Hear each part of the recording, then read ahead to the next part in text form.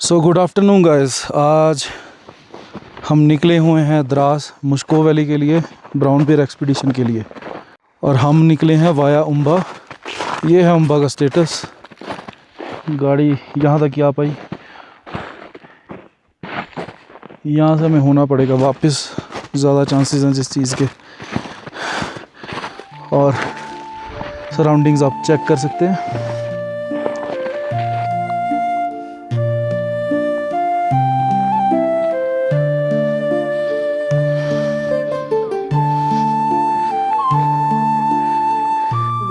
ये देखो अनटच्ड बर्फ, सफ़ेदी ही सफ़ेदी। मतलब इंसान छोड़ो जानवर तक भी नहीं चला हुआ। तो भैया जी उम्बा से हम ले रहे हैं वापसी, क्योंकि आगे का अनप्रेडिक्टेबल है, क्योंकि आगे रोड भी नहीं है। ये देखो खाई किनारे क्या हो रहा है यहाँ पे। गाड़ी मोड़ने के एफर्ट्स।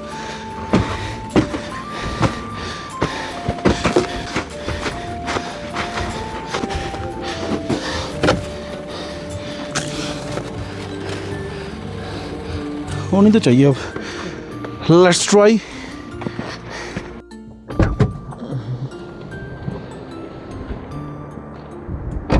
तो अभी हम जो नॉर्मल रास्ता है उससे जा रहे हैं द्रास को। और यहाँ स्नैक्स वगैरह हम करते रहते हैं, पता ही आपको। पहले भी यहाँ रुकते हैं, एक आध वीडियो में है भी है। देखो ये तो बंद है, कह रहे हैं वो वाला खुला है, वहाँ खा लो।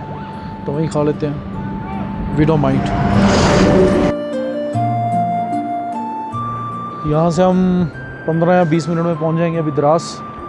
ये जगह का नाम है शिमशा खरबू। खरबू उधर है, थोड़ा सा पीछे छोड़ के आए हैं हम। ये शिमशा है। और ये द्रास रिवर का फ्लो चेक कीजिए।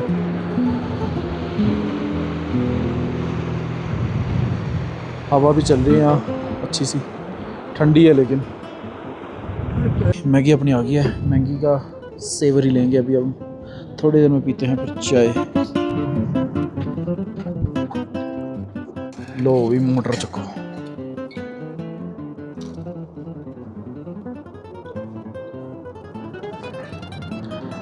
आहा, थोड़े ही वक्त में हमारे सामने होती है टाइगर हिल। यहाँ से तो हम अक्सर गुज़रते हैं, लेकिन यहाँ से गुज़रते वक्त मन में हमेशा एक ही फीलिंग रहती है कि इस हिस्टोरिकली रिमार्केबल पीक का हमारे आज में कितना रोल है। आज बेशक यहाँ लाइफ बिल्कुल नॉर्मल है, लेकिन एक वो भी टाइम था जब यहाँ पर गोले बारूद और देश के वीरों के सेक्रीफाइस के अलावा कुछ भी नहीं दिखता था। यहाँ पे ठंड है अभी भी, हालांकि मैं जैकेट के बिना हूँ, लेकिन ठंड है यहाँ पे। अभी पहन लूँगा जैकेट। और घोड़ों के पैरों पे बाल आ रखे हैं यहाँ पे। सो बहुत ही शांत और प्यारी जगह। बार बार आते रहते हैं हम यहाँ पे इसी वजह से, क्योंकि ये जगह हमें बार बार खींचती रहती है। So finally here we are in Dras. और 10 मिनट में पहुँच जाएंगे हम मुश्को। फाइनली मुश्को की साइड हमने टर्न कर लिया और ये शुरू हो गया मुश्को वैली। तो हम पहुंच चुके हैं अभी मुश्को वैली में। यहाँ अपने करीबी हैं कुछ, उनके पास हम रुके हैं आज रात के लिए। सुबह इन्होंने बोला कि आपको भालू दिखाया जाएगा। कह रहे बहुत भालू हैं यहाँ पे। परेशान हो गए। हाँ, ये परेशान हो गया भालुओं से। कह रहे रात को भी हो सकता आ जाए। अभी यहाँ निरंतर हर दिन वो भालू ज़ख्मी कर रहा है किसी ना किसी को। तो देखते हैं कल क्या होता है। फिर हमारा डिनर हो चुका है, कुछ ऐसा है हमारा रूम, देख सकते हैं। हमारे भाई साहब तो रिलैक्स्ड अवस्था में आ चुके हैं। सुबह उठना है 5 बजे, 6 बजे कह रहे जाएंगे भालू देखने। और अभी हम गए थे गाड़ी से कुछ सामान निकालने, और इसी एरिया में बाहर भालू आ चुका है। कुत्तों ने भगा दिया उसे। कुत्तों ने बहुत परेशान कर रखे हैं भालू। ये तो बात सही है आपकी, इसको डिनाई नहीं कर सकते हम। तो अभी बस सोएंगे हम और सुबह टाइम से उठेंगे ताकि हम भालू भाई साहब के पास पहुंच सके समय रहते। तो मिलते हैं आपको फिर कल की सुहावनी सुबह पे भालू के साथ। Good night. यहाँ पर घर सीमेंटेड तो हो गए हैं, लेकिन यहाँ की छतें आज भी लकड़ी की बनाई जाती हैं ताकि सर्दी में यहाँ पे गर्मी रहे।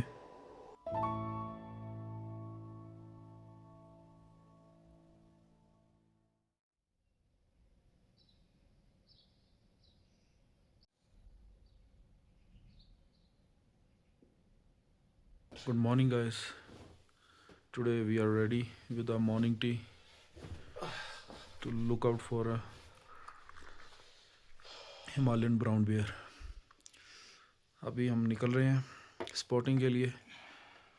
लेट्स सी क्या दिखता है. निकलने से जस्ट पहले दिखा हमें एक यूरेशियन हुप्पू. इसका ये डिस्टिंक्ट हेड क्राउन इसे स्पेशल अपीयरेंस देता है. ये वुडपैकर्स की तरह ट्री होल्स में रहना पसंद करते हैं. कई कल्चर्स में तो इन्हें विजडम और प्रोफेसी के साथ भी एसोसिएट किया जाता है. It is seen as symbol of good luck और रॉयल्टी.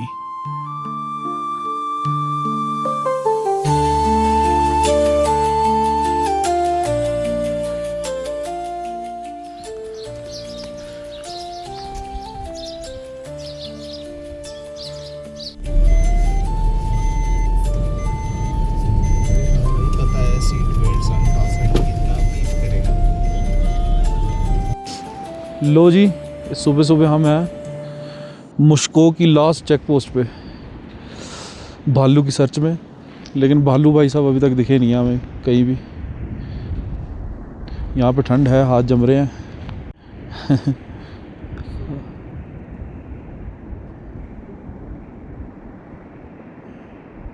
अभी तक हम इनमें ढूंढने की कोशिश कर रहे हैं, स्पॉट करने की कोशिश कर रहे हैं, लेकिन फ़िलहाल तो नहीं दिख पाया.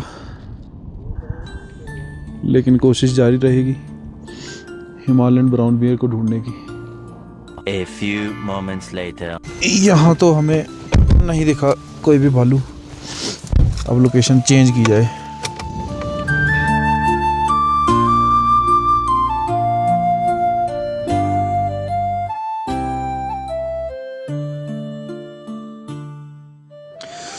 लो जी, अभी हम थोड़ा गांव के अंदर आ गए हैं दोबारा से. और यहाँ पे कुछ स्पॉटर्स दिख गए हैं, तो शायद इनको दिख चुका है भालू. Let's see. Welcome to the mighty Himalayas, a place where only the bold survive and the weather has one setting, freezing your face off. And deep within this rugged, snow-capped wilderness lives a creature so mysterious, so elusive. Some villagers thought it was just a very hairy man on vacation. Meet the Himalayan brown bear, or as he prefers to be known, the fluffy tank.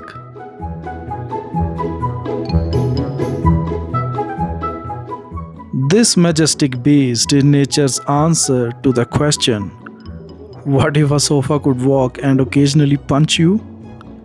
He is big, he is brown, he is always late for winter. बड़ा वाला नहीं है ना मेरे पास.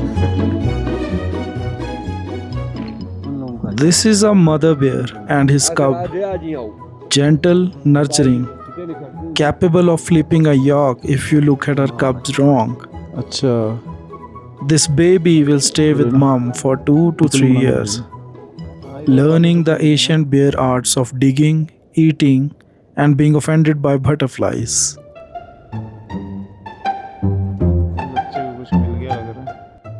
They are getting to the new heights as the day is rising. Himalayan brown bears are a critically endangered subspecies of brown bears, known for their thick, sandy, or reddish brown fur and adaptation to high altitude environments in the Himalayas. They are the largest mammals in the region and are omnivores, feeding on a variety of plant and animal matter. They also hibernate in dens during the winter. They generally are adapted to live at high altitudes ranging from 3000 to 5500 meters. That is 9800 to 18000 feet above sea level. तो finally आपने देखा हमें Himalayan brown bear spot हो गए हैं. इस side 3 है, उस साइड भी 3 है. अभी थोड़ा लोकेशन चेंज कर रहे हैं, क्लोज जाने की कोशिश कर रहे हैं उनकी और. लेकिन ये कि ठंड बहुत ज़्यादा. हाथ देख रहे हो कैसे ब्लड रेड हो रहे हैं, बिल्कुल फ्रीज हो गए हैं हाथ, सुन हो गए. ये देखो यहाँ पे कुछ 7-8 लोग हैं स्पॉटिंग के लिए। अभी हम भी वहीं पे जा रहे हैं, उसी पॉइंट पे। आइए जनाब, आइए, तशरीफ़ लाइए। एक ये रहा हिमालय भूरा बालू। ये रहे दो हिमालय भूरे बालू। लद्दाखी वालू। एक भालू इंटरव्यू के चक्कर में शेव कराया, दूसरे ने पूरे बाल रखे हुए हैं अभी। यार कहाँ गए?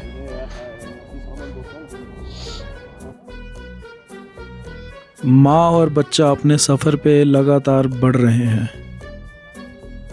हिमालयन ब्राउन बियर एक बहुत ही क्रूशल रोल प्ले करता है हिमालयन इकोसिस्टम के लिए, जो इन्फ्लुएंस करता है यहाँ के एनवायरनमेंट के हेल्थ और बैलेंस को।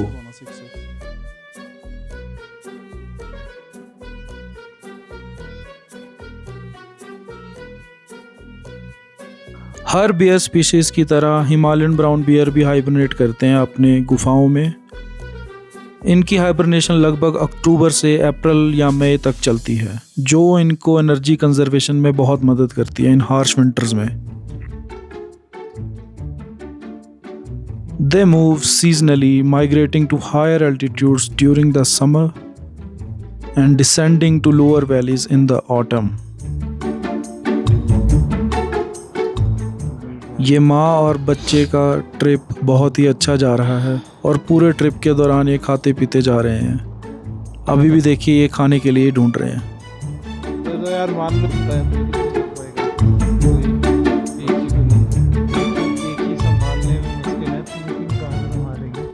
Here, we observe him performing his favorite ritual, digging for snacks.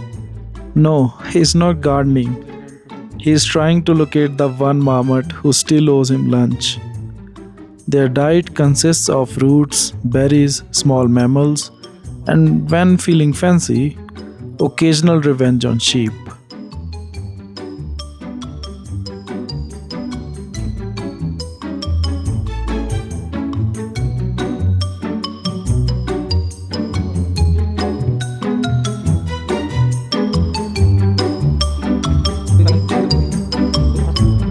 अपना ही तेरा अपना ही बोलूं।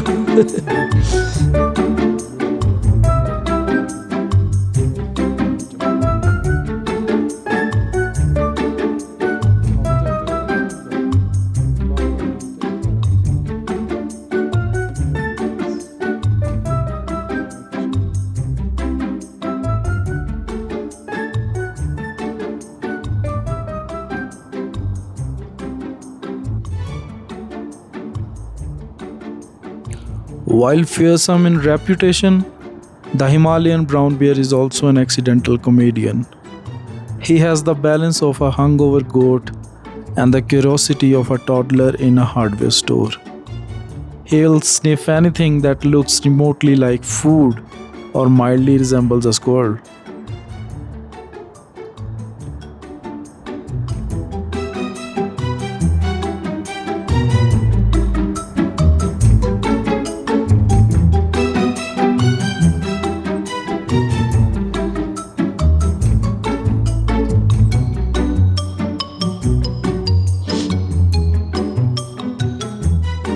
ये रहा ना बच्चा, अब आया प्ले में। बच्चा बड़ों की तरफ भागता है। Life up here is not easy. Blizzards rage, food is scarce, Wi-Fi is non-existent, and yet the Himalayan brown bear survives with grit, determination, and the body mass of a small SUV.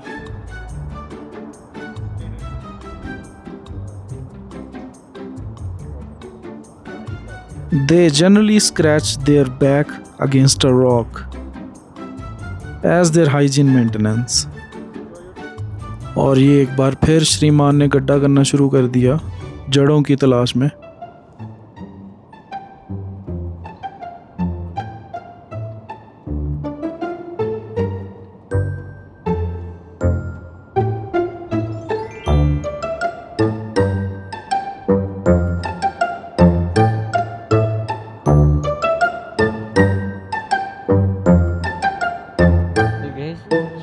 एक तो ये रहा, माँ तो पीछे है ये पत्थर।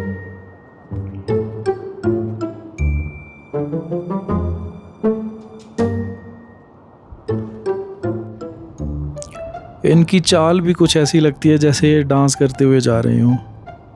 देखिए झूलते हुए बर्ड्स कितने प्यारे लग रहे हैं इनके।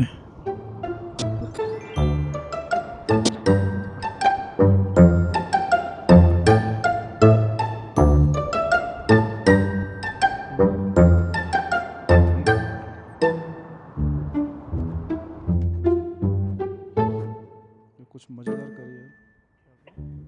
इन्हें ब्रेकफास्ट करता हुआ देख अब हमें भी भूख लगना स्टार्ट हो गया।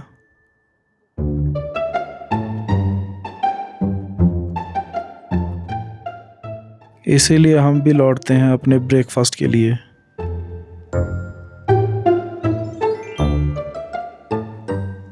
हम जैसे ही खा के वापस लौटते हैं तो हम क्या देखते हैं कि ये अभी भी खाने में मशरूफ हैं।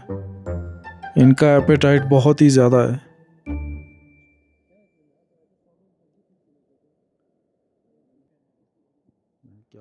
इनका इतना खाने की वजह भी इनकी हाइबरनेशन है, क्योंकि जब ये हाइबरनेट करते हैं तब ये कुछ नहीं खाते हैं, सिर्फ बेहोश पड़े रहते हैं। तो जो भी इनकी कैलोरी इनटेक रहेगी यही 3-4 महीने की बात है। इन्हीं में जो इन्होंने खा लिया वो खा लिया। बियर्स को ऑब्जर्व करते हमें अपने नज़दीक हमें ही जागता हुआ दिखा एक प्यारा सा white winged red stat.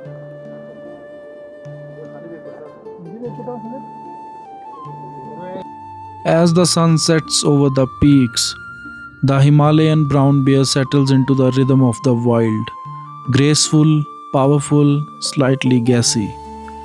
A living testament to nature's ability to turn a walking carpet into a survival expert.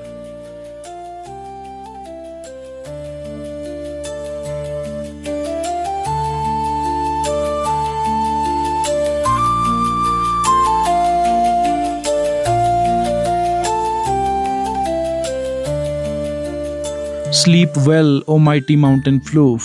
Tomorrow you shall rise again to wander, to forage, and to sit awkwardly like a furry potato on a slope.